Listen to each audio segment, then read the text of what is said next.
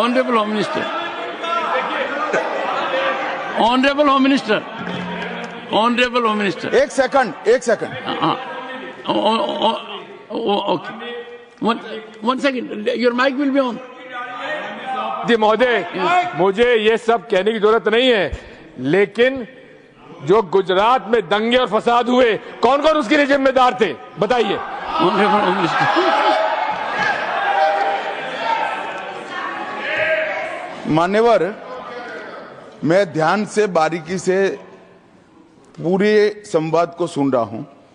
माननीय सदस्य सुधांशु जी ने दिग्विजय सिंह का नाम नहीं दिया। अब वो खड़े होकर कहे मेरे बारे में कहा, इससे साबित हो गए। और अभी भी मौका है, अभी भी मौका है। आपने नहीं कहा है कि 26/11 के हमले में आरएसएस का हाथ था, तो अभी खड़े होकर माइक चालू कराकर बुलवा दीजिए। माननीय, और आपत्तिजनक बात है, मैंने ये बात कभी नहीं कही है, ये आप लोगों का प्रचार है। मेरी आपत्ति इस बात की थी कि सभी माननीय सदस्य ने और बात कही है कि अब हमारे तरफ ऐसे ऐसे मुसलमान थे और वैसे वैसे मुसलमान हम लोग की तरफ थे। ये पूरे समाज के साथ, पूरे अल्पसंख्यक समाज के साथ अपमानजनक बात है। और माननीय सभापति महोदय, आप बताइए, माननीय गृह मंत्री जी, आप वहां पर थे, गृह मंत्री थे जब दंगे हुए थे, तो आप लोगों का क्या रोल था, ये जन जाहिर ऑनरेबल होम मिनिस्टर। मान्यवर, इनको मेरा हुआ ऐसा है कि मैं ही दिखाई पड़ता हूं। आपकी सुनिए, अब सुनिए ना दिग्विजय सिंह, सुनिए, एक मिनट सुनिए। दंगे शांत होने के बाद 18 महीने के बाद मैं गृह मंत्री बना। दंगा हुआ तब मैं गृह मंत्री नहीं था। सुधांशु त्रिवेदी। संदर्भ में किसी का नाम नहीं लिया। अजीज बर्नी की किताब थी 26/11 एंड आरएसएस कॉन्स्पिरेसी, कोई जाके चेक कर ले उसमें कौन कौन कहां कहां था। अब मैं मुसलमानों के बारे में कहना चाहता हूं, मुस्लिम समाज के लिए। बहुत से लोग ऐसे हैं जिनको मुस्लिम समाज की हिस्ट्री नहीं पता है। मैं बताना चाहता हूं, भारत से जब न्यूमेरिक सिस्टम सबसे पहले गया तो अल जहार थे सबसे पहले, जिन्होंने जाके 1793 में जो सूर्य सिद्धांत था उसका अरबी में ट्रांसलेशन हुआ सिंध हिंद।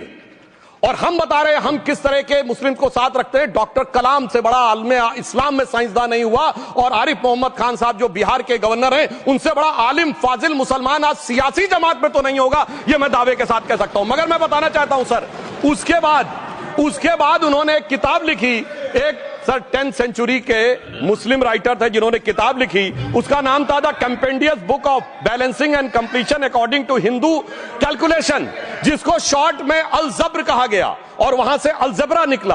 और सर उसके बाद अल ख्वारिज्म आया। और सर आज मेरे ख्याल से सदन के बहुत से लोगों को नहीं पता होगा, ये जो एल्गोरिथम वर्ड है ये अल ख्वारिज्म से आया हुआ है। एक जमाने में इस्लाम में बैतुल हिकमत था, यानी वो सबसे बड़ा हिकमत का केंद्र था। जब एक से एक लोग होते थे, बहुतों को नहीं पता होगा कि कोलंबस ने जिस नक्शे के थ्रू दुनिया ट्रेवल किया था, वो बनाने वाला भी एक मुस्लिम था, अल इदरीसी। मगर सर एल्गोरिथम आज ऐसा बदला कि एआई के एज में दलगत भावना से ऊपर उठकर औरंगजेब के साथ खड़े हो गए। सर ये एल्गोरिथम किसने बदल दिया, ये मैं बताना चाहता हूं। इस पे थोड़ा सोचने की जरूरत है। इसलिए मैं कहता हूं मुस्लिम पॉलिटिक्स की सोच क्या थी, हमने किन मुसलमानों का साथ दिया है, मैं बताना चाहता हूं। सर वीर अब्दुल हमीद की शहादत की 50वीं वर्षगांठ 2015 में हुई।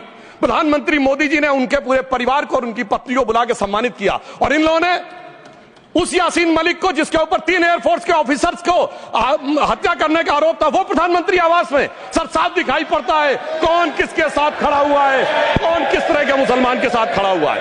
और सर मैं ये भी कहना चाहता हूं सर, ये सर अपने टर्न पे बोलिए सर, पिछले 30-35 सालों से हुआ खड़ा किया जा रहा है। 1990 में जब राम मंदिर आंदोलन हुआ, कहा गया बीजेपी आएगी उत्तर प्रदेश में खा जाएगी। सर बीजेपी आने के बाद उत्तर प्रदेश में जानते क्या हुआ सर, 22 साल से शिया सुन्नी के बीच में जो दंगे चलते थे और मदे साबा का जुलूस नहीं निकलता था, शिया समुदाय का मदे साबा का जुलूस लखनऊ में हमारी सरकार में निकलना शुरू हुआ। और उसके बाद कहा गया केंद्र में भाजपा आएगी तो खा जाएगी। सर अटल जी की सरकार आई, इतनी शानदार स्थिति रही। उसके बाद कहा गया गुजरात में आएगी तो भाजपा खा जाएगी। सर गुजरात का मुसलमान आज सबसे समृद्ध मुसलमान है, सबसे ज्यादा जकात वहां से आता है। उसके बाद कहा गया मोदी जी की सरकार आएगी तो क्या होगा। सर मोदी जी की सरकार आने के बाद हमारे साथियों ने बताया है अल्पसंख्यक समुदाय के 70% लोग हैं जिनको किसी न किसी एक योजना का लाभ जरूर मिला है। और सर फिर कहा गया सीए आएगा तो नागरिकता छिन जाएगी। सर उसके बाद भी आपने सब देखा। और सर हम बचपन में सुनते थे कि राम मंदिर बनने लगेगा तो मिडिल ईस्ट के देश पेट्रोल देना बंद कर देंगे। सर राम मंदिर भी बन रहा है और भारत मिडिल ईस्ट कॉरिडोर भी बन रहा है और अबू धाबी में भी मंदिर बन रहा है और 4 मुस्लिम देशों ने सर्वोच्च नागरिक सम्मान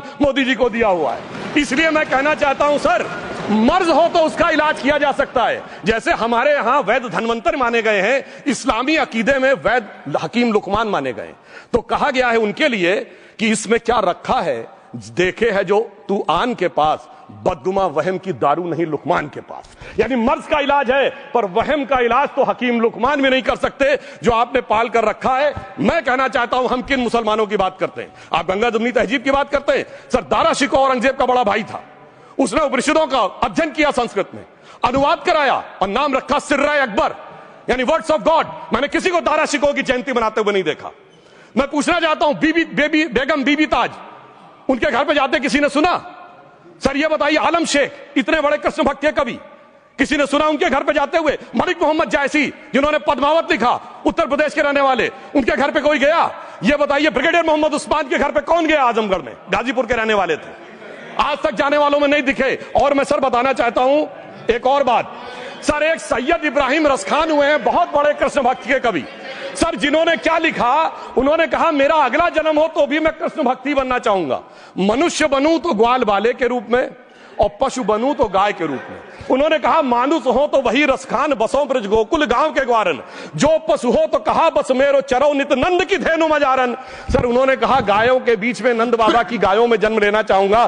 मगर सर आज एक ऐसे नेता आए हैं इस देश में जिनको गायों से बदबू आने लगी है, तो उनके लिए मुझे मेरे मन में भाव आता है सर कि श्री रामचंद्र कह गए सिया से, ऐसा कलयुग आएगा गोपालक श्री यदुवर कुल में एक ऐसा नेता आएगा जिसे बकरे कटने में खुशबू मिलेगी, गौ माता में बदबू पाएगा। रामचंद्र कह गए सिया से कैसा कलयुग आएगा।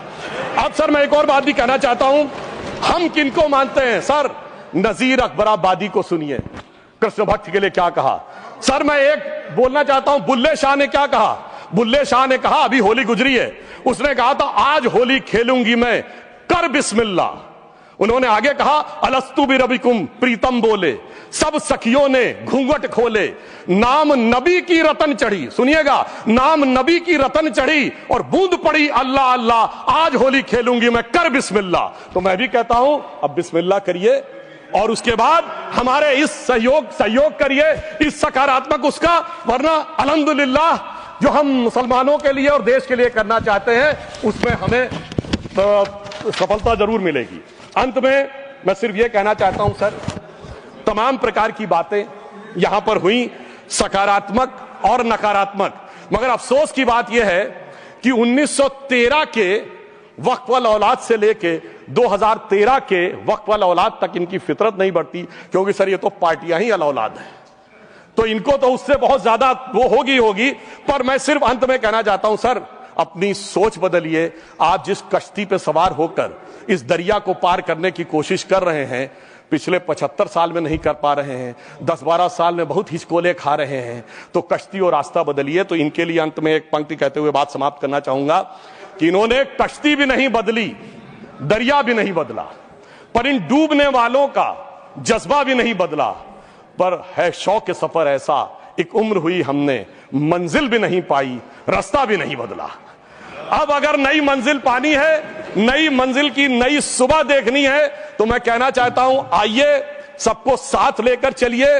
और एक ऐसा वक्त आया है जब मैं जो हमारे किरण रिजिजू जी ने कहा था कि मैंने शम्मा जलाई हवाओं के खिलाफ, तो मैं प्रधानमंत्री मोदी जी की तरफ से कहता हूं कि हमें इल्जाम मत दीजिए, बहुत अफसोस होता है, हमें इल्जाम मत दीजिए, बहुत अफसोस होता है।